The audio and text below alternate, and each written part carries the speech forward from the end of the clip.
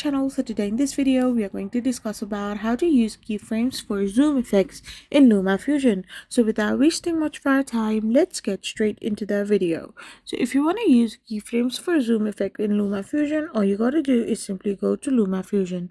Once you're in your LumaFusion, you need to simply tap on it and select the video you want to add. So once you have added the video, all you gotta do is simply to use keyframes for zoom, you need to select your clip. You need to go to frame and fit option, which is right there in your screen, and then add a keyframe at the start. This is the default zoom.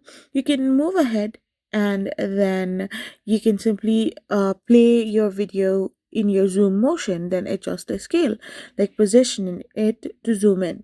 You can create a second keyframe automatically for smooth dynamic zooms, like a bounce or a curve, and you can use the easy editor, which is a paid feature, to adjust the speed velocity between keyframes for natural acceleration or deceleration. So by doing this, you will be able to use keyframes for zoom effects in LumaFusion.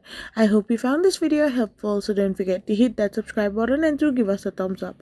We will be back again with more informative videos. Thank you for watching.